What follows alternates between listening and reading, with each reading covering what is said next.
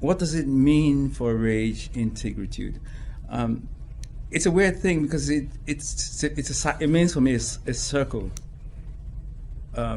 Circle in the sense that I come from Nigeria, grew up in England, but made a film in England. They made this film in England, Rage, came to France, and then coming back to a concept from a Nigerian, a great Nigerian writer.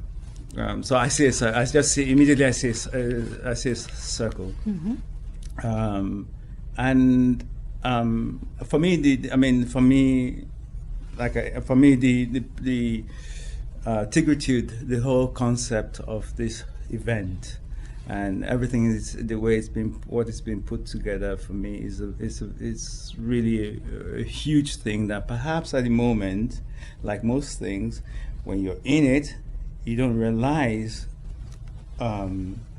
what it is. It will take some time. But I've seen something similar in England in 1995. There was something called Africa 95, which was a similar situation of a curatorship of African films. And that was where I met for the first time 𝗷𝗵𝗃𝗶𝗶𝗵. I met Wedrogo, I met Suleiman Cissé, I was a naive filmmaker out of film school, didn't know much about, I didn't know anything about Francophone African cinema. But that was the moment I was introduced to a whole new world. So I hope that Tigritude will, this series and this programmation will do so for somebody. And it should be taken seriously. It's not trivial. It might seem like it because it's a machine. It's a huge thing. But when it settles, I know what it can be in the future. So for me, it's to be involved in it is very important. It's important to support it and to be involved with it. This is not Nollywood. Well, this is a very provocative. The title "This is not Nollywood" is very provocative. Because I'm sure in my country, when people hear, oh, and Newton is doing a talk about, says, this is not Nollywood. He never liked Nollywood. He doesn't like Nollywood. He always never promotes Nollywood. I do promote Nollywood in the sense that I appreciate what Nollywood has done. Nollywood is an industry self-created by people without the support of a government. But one must appreciate the will of the people when they decide to take something into their hands and to, if the government is not going to do anything, which we elected, we are going to do it. So the will of Nollywood is actually something that is very endemic in Nigerian spirit. It's an endemic thing. If we will try, but at some point we'll say, look, you know what? Screw it. We just must do it, and we're going to do it. Now, okay, so the first, acknowledged most of the time, is a film called Living in Bondage by Amaka Igwe. And this was 1992, Living in Bondage by Amaka Igwe. And from a humble space, they created an industry that has become, the pride of Hollywood, which, it depends on how you look at it, is that it's the second largest film production industry in the world. This is where the problem for me then begins. Okay, then what are the films? How valid are these films? So this is where I am.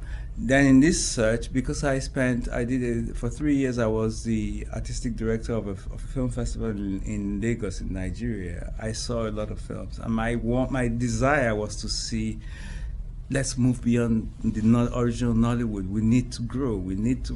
And I identified young filmmakers who I felt had some sort of a mission, whose ideas was like, cinema is not just entertainment, it can be used for something more powerful.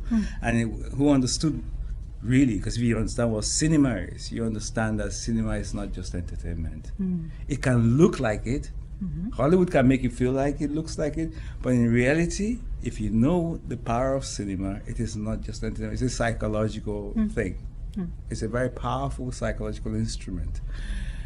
And so I identified young filmmakers that were interested in, and I understood from this level, and that needs to start talking about the situation in my country, Nigeria, and not just make entertainment for the sake of entertainment. So that's hopefully what I will try to talk about. But with respect to Nollywood and what it's created, because it kept Hollywood outside of Nigeria. It kept a lot of bad films outside of Nigeria. So I would recommend, honestly, I recommend go and see, whenever you see anything that is on this program. There's things on this program that I wish I've seen, and I've been a filmmaker. I left film school 30 years ago. I try to pride myself, like any cineast, that I've seen a lot of films. But there's many films in this that I haven't seen because they're rare to get. But see any chance you get, see any of this, see anything on the program, anything. And it's really, these are rare, carefully curated program with films that are very, very difficult to. If you miss this, the chance of you seeing this again is going to be very, very, very, very rare for the next 10, 15 years. I can tell you that. So for me, I recommend 𝗰𝗆𝗄𝗃 songs by John Akonfra, who was one of the pioneers of filmmaking and was involved with a collective in the 80s called the Black Audio Collective. He's now currently a visual artist. Then I recommend School Days by Spike Lee, because it's one of his rarest films that we hardly ever see and talk about, because when it came out, I think the film flopped. It was his second film, because he had done this film Nola Darling, which you call Nola Darling here. And School Days came out, and everyone was like, what the hell is this? And amongst the black community, there was a problem of a filmmaker talking about colorism, which is what we're calling it today. We know what it's called today, colorism. Because the big fight was not about colorism yet. It was really about the black struggle in general, and we're all black. And if you grew up in England like I did in the late 80s, 90s, when you say black, it means black, Asian, anyone other than white, British. We're all accepted as, we're black. Pakistanis, Asian, Southeast Asian, whatever, we identify as black. We're a collective of people we call it sort of black and black movement. So suddenly there was this film, 1988, and so people were a bit nervous, but I think it's interesting to re-look at it again today with a new lens, looking backwards. And then the third film will be 𝗷𝗃𝗃𝗵𝗶 une étoile filante. This I chose because it's made by a friend of mine.